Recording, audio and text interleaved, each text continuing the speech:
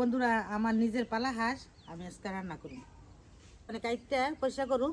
আগে 2টা কাইটটা পরিষ্কার করছি, আর এইটা পরিষ্কার করে 3টা একসমানে রান্না করুন। হাঁস সাফ করতে অনেক কড়া গরম পানি লাগে। কড়া গরম পানিতে 10-5 মিনিট ভিজাই রেখে উড়াইয়া হাঁসটা সাফ করলে তারপরে সাফ হয়ে যায়।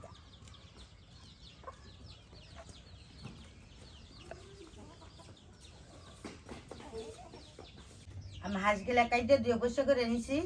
আমি এখন রান্না করুন। আমি কি দিয়ে রান্না করুন আপনাদের সবার দেখামু, এবং দেখলে আপনারা শিখতে পারবেন। এটা আমি সয়াবিন তেল দিয়ে নিতেছি।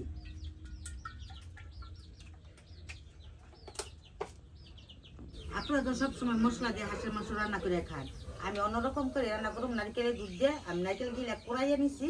আমি গরম পানিতে ভিজাবো, ভিজাইয়া চিপটাইয়া সবা হালাই দিয়ে রস টুক দিয়ে রান্না করুন।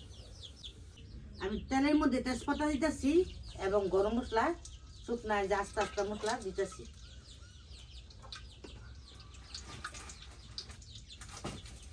পেঁয়াজ দিতেছি তেলের।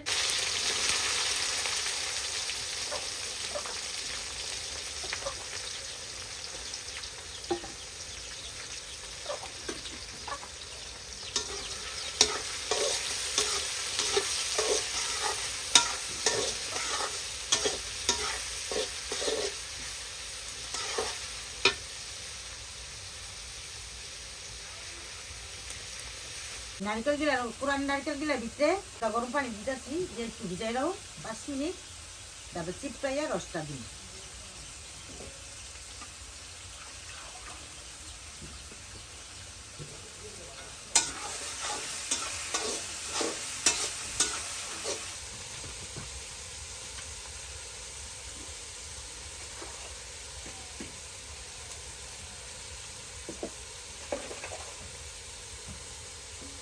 আমি নারকেল গিলা গরম পানি দিয়ে ভালো করে মাখাইয়া চিপটাইয়া রস বাক করুন, তারপরে সাইডটা কাটিতে দিন।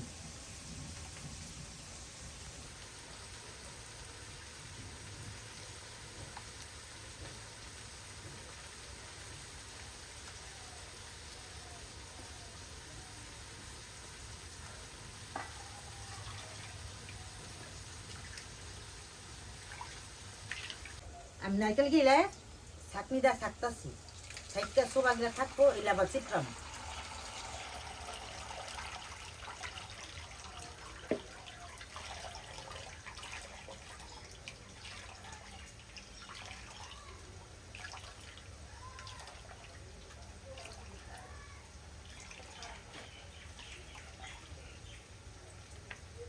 থেকে দুধ গিলা বাইকে নিয়েছি, এই পুরাটা আমি হাঁসের মাংসের মধ্যে দিব।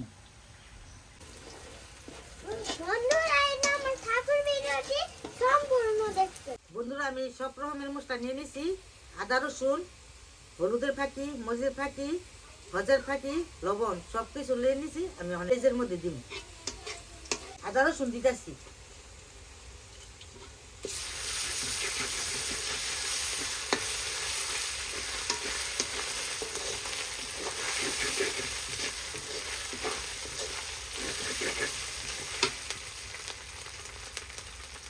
হলুদের ফাঁকি পরিমাণ মতো, হলুদের ফাঁকি, মরিচের ফাঁকি পরিমাণ মতো, ভাজার ফাঁকি, নারকেলের দুধের পানি,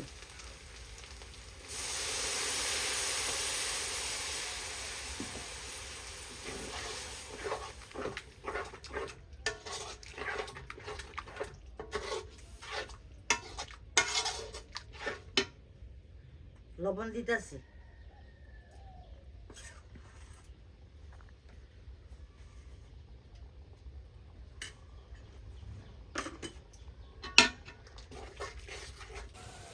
আমার মশলা কষা লেগে গেছে গা, আমি হাঁসের মাংস দিলে দিয়ে দিতেছি।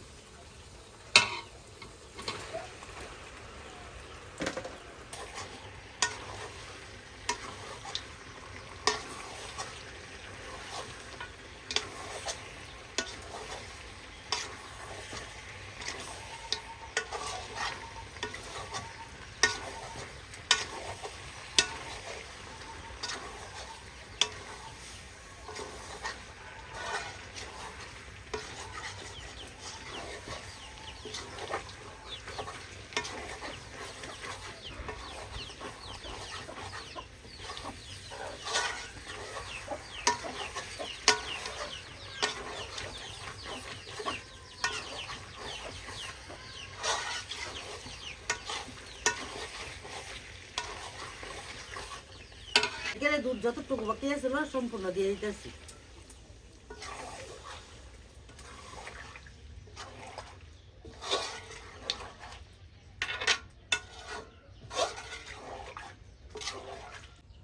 মাংস সিদ্ধ না হওয়া পর্যন্ত আমি জাল দেবো আর ডাইকা দিব।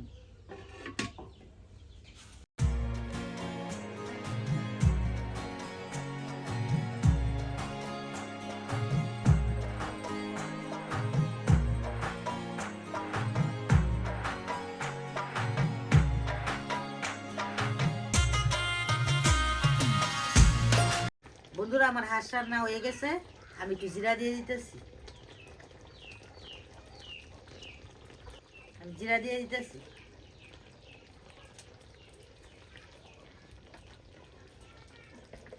বন্ধুরা আমার রেসিপিটা কেমন হয়েছে সবাই কমেন্টে জানাবেন। বন্ধুরা আমার ঠাকুর রেসিপিটা কেমন হয়েছে কমেন্টে জানাবেন আর লাইক শেয়ার করে ধন্যবাদ। আমাদের পাশে থাকুন।